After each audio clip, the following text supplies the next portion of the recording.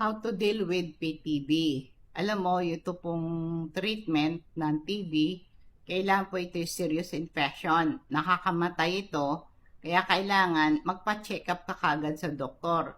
Yung medication na nire-reseta sa'yo, kailangan inumin mo to ng 6 to 12 months para hindi ka makahawa. Pag nainom mo na yung gamot na yun, hindi ka makakahawa. Pero pag hindi ka uminom ng gamot, reseta ng doktor, makakahawa ka. Maging aware ka sa simptoma ng TB kung hindi mo alam. Ito po yung simptoma. Matagal yung ubo mo, 3 linggo na.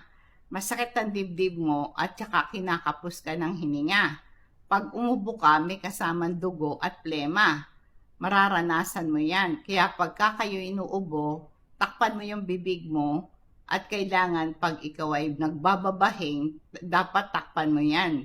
Ito yung makakatulong para hindi ka maka-spread ng TB bacteria sa iba. Huwag kang magkaroon ng close contact sa ibang tao, lalo na kung hindi ka pa nakakainom ng gamot mo. Manatili ka sa bahay, huwag ka munang mag-work o huwag ka munang pumasok sa school at least 2 weeks.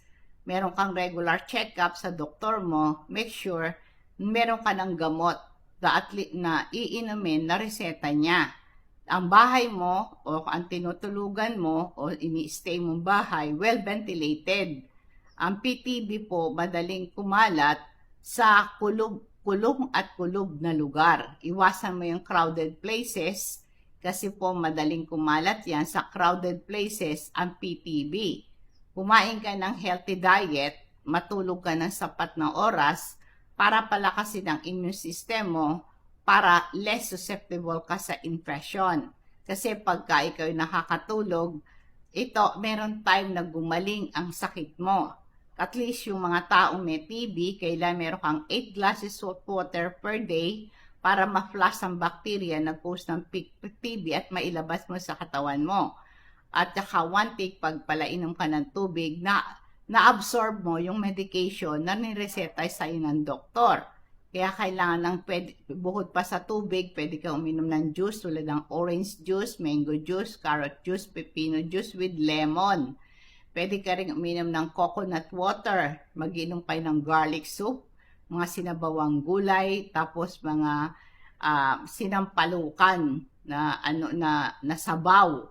At pwede kayong uminom ng luya o salabat. Itong mga herbal plants na to, ito yung magandang gamot sa PTB. Yung lagundi, yung herbabuena, yung acapulco, pwede mo ding ilaga yung dahon ng bayabas. Ito yung maganda sa may PTB. Yan po ang mga bagay mong isipin at gawin para maiwasan ang pagkalat ng TB sa ibang tao.